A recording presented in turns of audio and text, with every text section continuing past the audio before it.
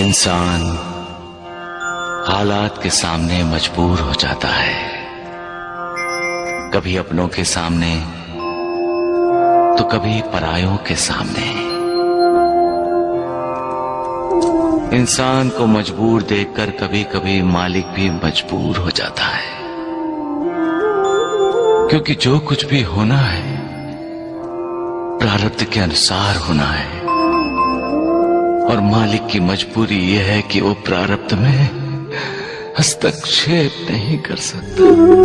जब कोई विश्वासघात करता है तो दिल फटता है, आंखें रोती हैं। पूरे संसार से ही नहीं, मालिक से भी विश्वास में दरारें पड़ जाती हैं।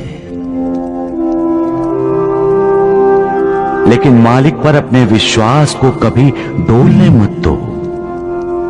हालात कितने भी बुरे क्यों ना हों, मालिक का साथ होगा तो सारी मुश्किलें हल हो जाएंगी। राजा हरिश्चंद्र की मिसाल तो सबके सामने है। राजपाट, धन दौलत, राजमहल सब छिन गया। यहां तक कि उसकी बीवी और बच्चा भी उससे अलग हो गए। फिर भी राजा हरिश्चंद्र का विश्वास नहीं डगमगाया, कभी सच्चाई का साथ नहीं छोड़ा।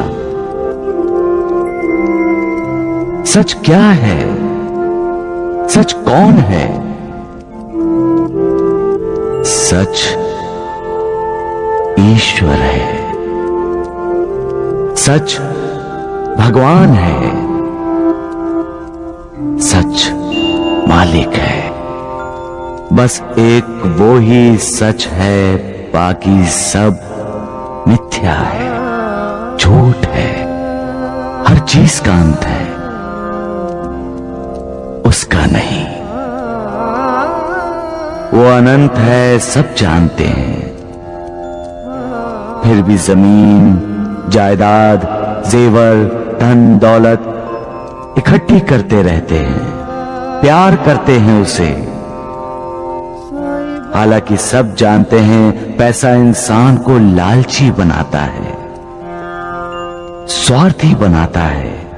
फिर भी पैसा पाने के लिए इंसान विश्वासघात जैसा पाप करता है।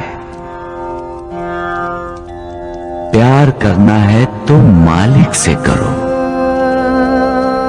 वो प्यार करो जिससे श्रद्धा जागे, वो प्यार करो जिससे विश्वास पैदा हो,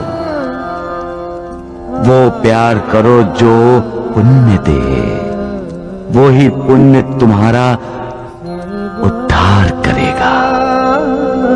कमजोर इंसान हालात के सामने सिर झुकाते हैं, लेकिन कुछ इंसान ऐसे भी होते हैं जो हालात पर सवार हो जाते हैं।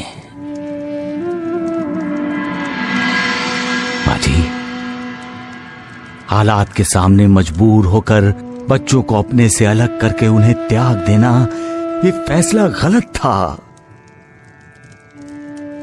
माता पिता को अपने बच्चों को हालात से लड़ने की शिक्षा देनी चाहिए, हालात के सामने मजबूर होने की नहीं। हालात के सामने मजबूर हो जाना ही पलायन है। ये सोच ही इंसान में निराशा को जगाती है। आपके बेटे और बहू ने बच्चों को त्याग देने का फैसला लेकर अपने बच्चों को कौन से संस्कार दिए मां जी? मां जी, हर इंसान की जिंदगी में बुरे दिन आते हैं। जिंदगी बसंत बहार नहीं है। यहां रोशनी है तो साथ में अंधेरा भी, यहां उदय भी है और यहां अस्त भी। यहां दुख भी होते हैं और सुख भी। यहां कुदरती सूखा पड़ता है तो सूखी भावनाओं का भी पड़ता है अकाल। माँ जी, अकाल पड़ना एक कुदरती व्यवस्था है जो इन सब का सामना करता है, मालिक उसका साथ देता है। जो हालात को मात देने की कोशिश करता है, मालिक की कृपा उसी को ही मिलती है। उसको नहीं माँ जी जो हालात से भागता है, हालात के लिए मालिक को दोष देता है। मालिक की कृपा उसको नहीं मिलती है माँ जी। जो इंसान अपने आप को नहीं ढूंढता वो दूसरों को कैसे ढूंढ पाएगा? जो अपने आप को नहीं ढूंढ सकता, यानी अपने आप को जानना, अपने अंदर की आत्मा का दर्शन करना, अपने अंदर ज्ञान का जो प्रकाश है उससे अपना जीवन प्रकाशित करना। जब अपना जीवन प्रकाशित हो जाए तब दूसरों की खोज आसानी से की जा सकती है। कोई मिसाल दे सकते हो तुम? एक तपस्वी साधु का शिष्य था। कई वर्ष कोशिश करने के बाद भी वो ध्यान नहीं लगा सका। आखिर वो अपने गुरुदेव यानी उस तपस्वी साधु के पास गया। बोला, इतने वर्षों से मैं ध्यान लगाने की कोशिश कर रहा हूं, लेकिन ध्यान लग ही नहीं रहा। तो फिर तपस्वी साधु ने क्या कहा? साधु ने कहा, तुम इस देश के राजा के पास जाओ, ध्यान कैसे लगाया जाता है वो तुम्हें शिक्षा देंगे। एक राजा? हाँ गुरुदेव। वो राजा के पास गया और जाकर उसने देखा कि राजा तो मदिरा और मदिराक्ष में डूबा हुआ है। हाँ गुरुदेव, ऐसा ही हुआ। नर्तकी का नृत्य देखने वाले राजा को देखकर शिष्य लौटने लगा।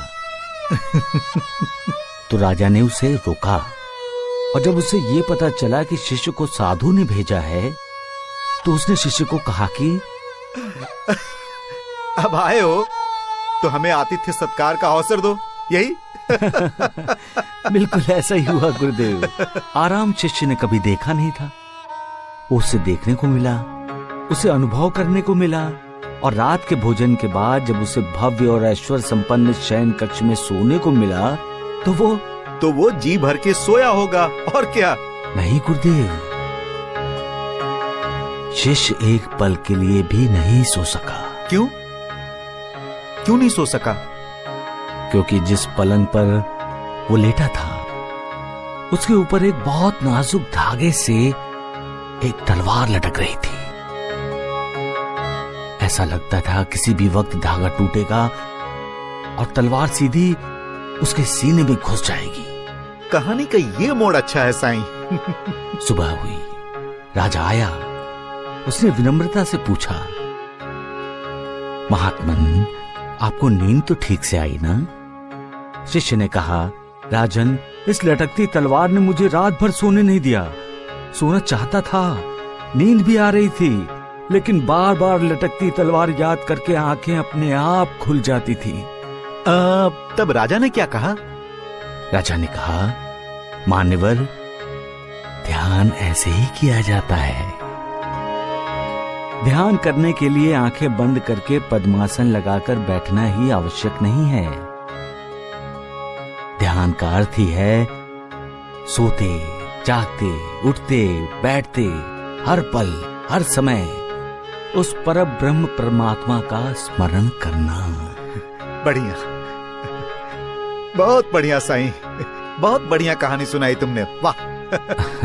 गुरुदेव, जब हम ध्यान लगाते हैं तब हमें हमारे अंदर की आत्मा के दिव्य दर्शन होते हैं, और आत्मा के दिव्य प्रकाश में ही हमें उस निर्विकार के दर्शन हो जाते हैं। इसलिए कहते हैं कि पहले अपने आप को खोजो।